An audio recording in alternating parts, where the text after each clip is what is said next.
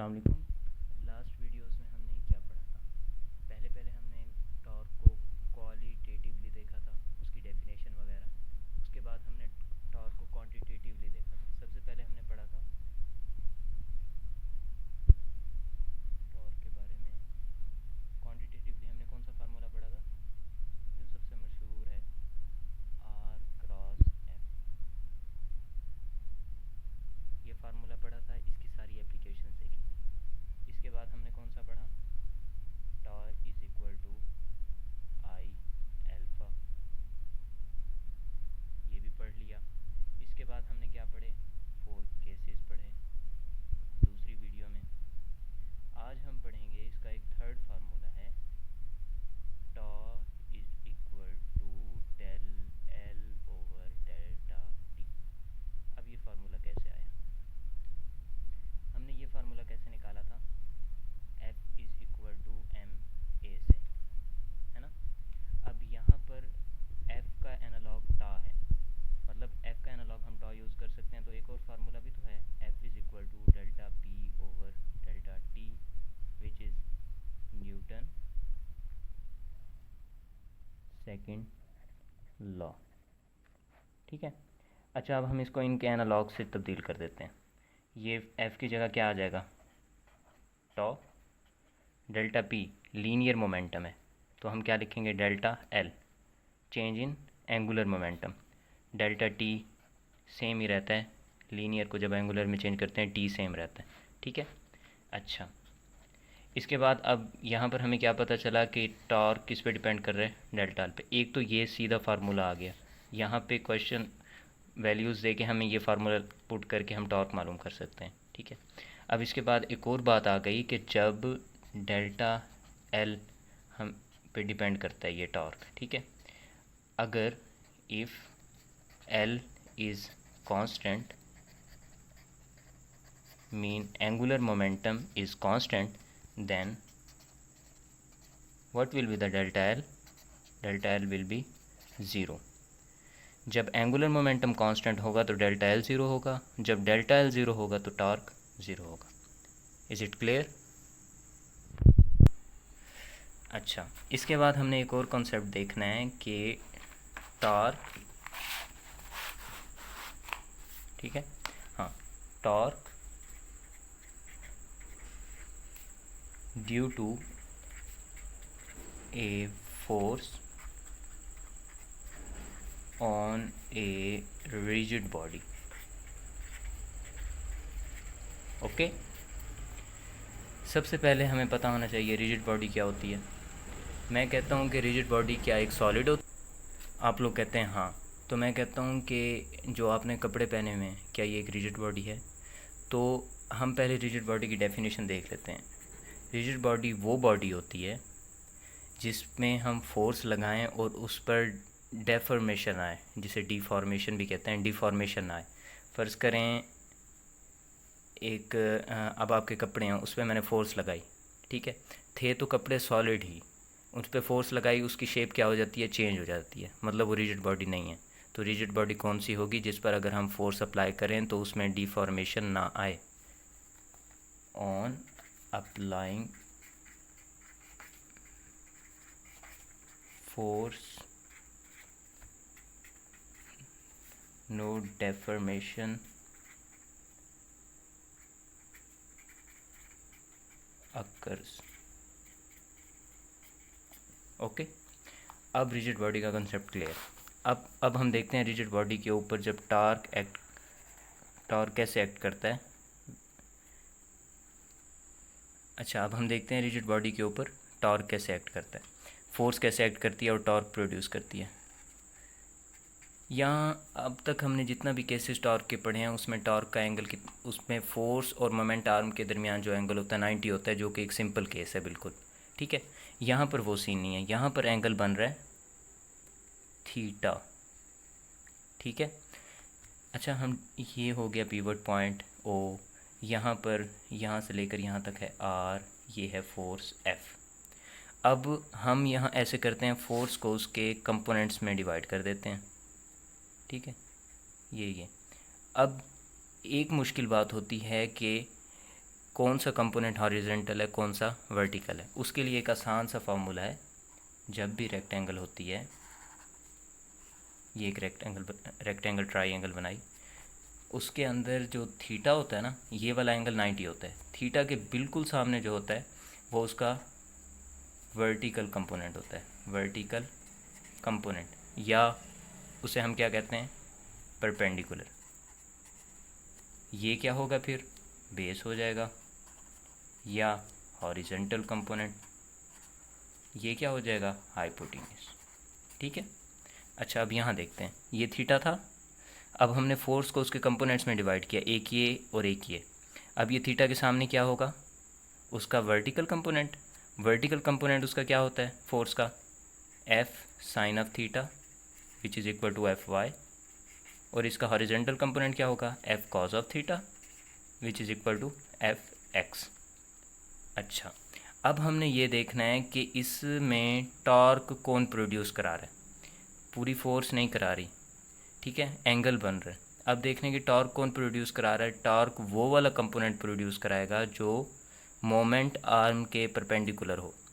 हमने ये नहीं देखना कि फोर्स का परपेंडिकुलर कंपोनेंट, नहीं, हमने ये देखना है कि वो कंपोनेंट जो मोमेंट आर्म के परपेंडिकुलर हो। अब इसमें मोमेंट आर्म के परपेंडिकुलर कौन सा कंपोनेंट है, एफ कॉज ऑफ थीटा या F sine of theta, F sine of theta. ठीक है।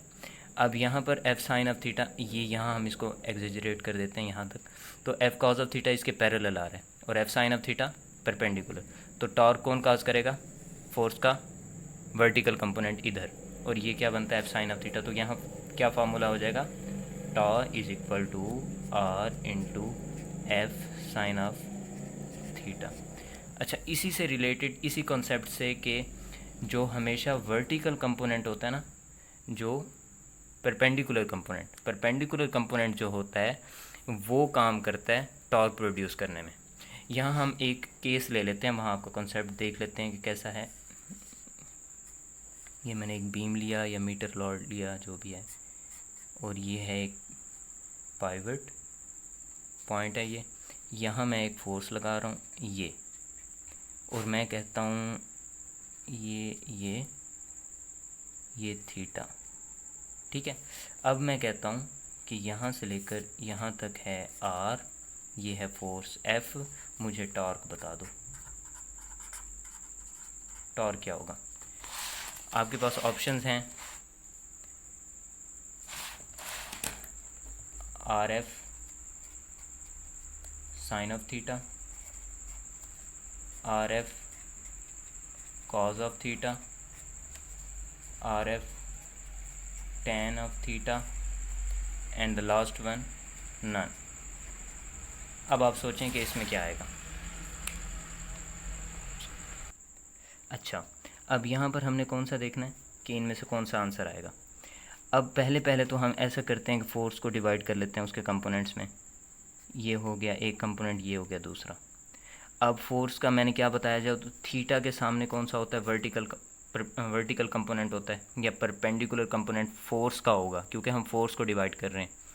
तो ये इसके सामने वाला कौन सा हो गया, इसका वर्टिकल कंपोनेंट क्या बनेगा, एफ साइन ऑफ थीटा।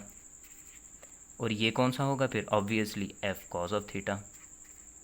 अब मुझे एक बात बताएं कि ये मोमेंट आर्म है, अब मोमेंट आर्म के perpendicular F cos of theta है या F sine of theta, F cos of theta, obviously F cos of theta, ठीक है। अब वही मैं बता रहा था कि ज़रूरी नहीं होता कि हमेशा जो फोर्स का वर्टिकल कंपोनेंट है वही टॉर्क प्रोड्यूस कराता है, नहीं, टॉर्क वो प्रोड्यूस कराएगा जो मोमेंट आर्म के अकॉर्डिंग परपेंडिकुलर होगा। मोमेंट आर्म के अकॉर्डिंग कौन परपेंडिकुलर है, एफ कॉज ऑफ थीटा। तो टॉर्क कौन प्रोड्यूस करेगा, एफ फोर्स का एफ कॉज ऑफ थीटा, मतलब हॉरिजॉन्टल कंपोनेंट। और आंसर क्या बन जाएगा, ये। Is it clear. Last one, torque में हमारा सबसे आखिरी टॉपिक है, टॉर्क ड्यू टू कपल। ये वो वाला कपल नहीं है जो आप सोच रहे हैं, ये वो कपल है जो टॉर्क प्रोड्यूस करता है। अब कपल क्या होता है, ठीक है, कपल होता है कि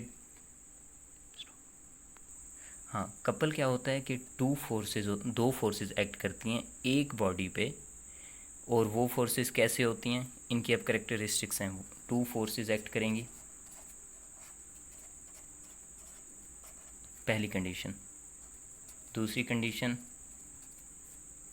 इक्वल इन मैग्नीट्यूड। अगर ये पूरी नहीं हो रही तो वो कपल नहीं है। तीसरी कंडीशन, उनकी डायरेक्शन अपोजिट होगी।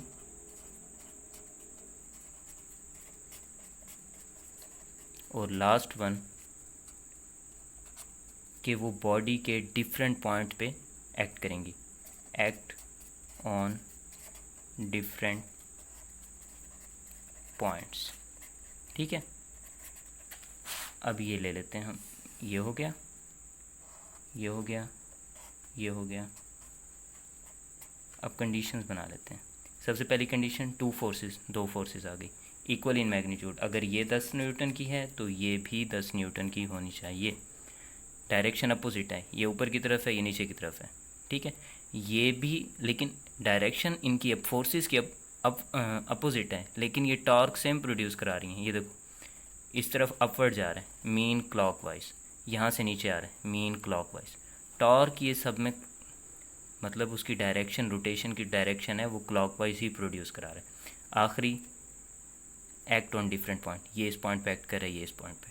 ठीक है, अब हम इसका फार्मूला देखते हैं कि ये कैलकुलेट कैसे करते हैं। Torque due to couple is equal to perpendicular distance between two forces. ये दो फोर्सेस हैं, इनके दरमियान का जो डिस्टेंस है परपेंडिकुलर, ये डिस्टेंस पूरा इस फोर्स के भी परपेंडिकुलर है, इस फोर्स के भी। तो लिखते हैं perpendicular distance between two forces multiplied by one of the force. क्योंकि दोनों फोर्सेस इक्वल हैं तो हमने एक फोर्स से मल्टीप्लाई करना है। ठीक है, टॉर्क आ जाएगा। अब हम सपोज कर लेते हैं ये 2 मीटर है, ये भी 2 मीटर है, यहाँ से यहाँ तक और यहाँ से यहाँ तक। अब परपेंडिकुलर डिस्टेंस यहाँ से यहाँ तक कितना हो गया, 4 मीटर। अब perpendicular distance between two forces 4 metre, और क्या है, one of the force 10। 4 multiplied by 10 is equal to 40 newton metre और जाउल। ठीक है, अब इसका एक और कॉन्सेप्ट है टॉर्क का, कपल से रिलेटेड लास्ट कॉन्सेप्ट देना है मैंने आपको। वो ये है कि अब हमने यहाँ देखा था, यहाँ फोर्स कितना एंगल बना रही है, 90, हमें कोई फ़र्क नहीं पड़ा। ठीक है, अब यहाँ देखते हैं। अब फ़र्ज़ करें कि यूँ होता है कि ये एक फोर्स है, ये दूसरी फोर्स है। ठीक है, अब हमने क्या फार्मूला देखा था, perpendicular distance between two forces. एक फोर्स ये, एक फोर्स ये। इसका परपेंडिकुलर डिस्टेंस तो नहीं है ये वाला तो कोई हाइपोटेनियस टाइप है, हमने परपेंडिकुलर लेना है। तो हम ऐसा करते हैं, इसको डिवाइड कर देते हैं दो कंपोनेंट्स में। ठीक है, ये इसका हॉरिजेंटल हो गया, ये इसका वर्टिकल हो गया। ठीक है, अच्छा, तो अब क्या हो जाएगा,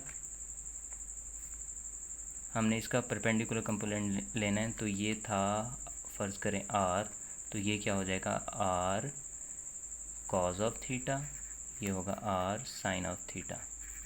हमें कौन सा चाहिए, जो फोर्सेस के परपेंडिकुलर है। ये वाला परपेंडिकुलर है, ये वाला परपेंडिकुलर है, ऑब्वियसली ये वाला परपेंडिकुलर है, आर साइन ऑफ थीटा। तो अब फार्मूला क्या बनेगा, torque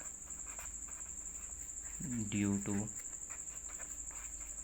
couple is equal to, perpendicular distance क्या है हमारे पास, R sine of theta multiplied by one of the force F mean R F sine of theta. Thanks for watching. तो आज हमारा टॉर्क कंप्लीट हो गया है। हमने क्या पढ़ा था शुरू में, टॉर्क को क्वालिटेटिवली देखा, फिर क्वांटिटेटिवली इसकी जो सबसे मशहूर इसका जो फार्मूला है उसको देखा हमने, उसकी एप्लीकेशंस देखी, मोमेंट आर्म का कॉन्सेप्ट लिया अच्छे से, पिवट पॉइंट और इन सब चीज़ों का कॉन्सेप्ट लिया, एंगल्स का।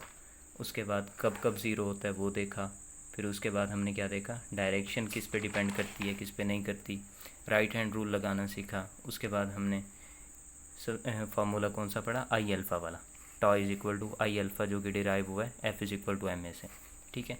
फिर उसके बाद हमने 4 केसेस पढ़े जो बहुत इंपॉर्टेंट हैं और बहुत कॉन्सेप्चुअल है। और उसके बाद हमने आज tau is equal to I alpha की तरह एक और फार्मूला लिया, tau is equal to delta L over delta T, ये आपके लिए नया होगा, ये पढ़ा। उसके बाद हमने torque due to a force on a rigid body, ये आपकी बुक में कॉन्सेप्ट लिखा हुआ है, इसको समझा। उसके बाद हमने क्या किया, couple, torque due to couple, उसका कॉन्सेप्ट लिया, और ये हमारा टॉर्क कंप्लीट हो गया। इंशाल्लाह अगली वीडियो में हम इक्विलिब्रियम करेंगे। Thanks for watching.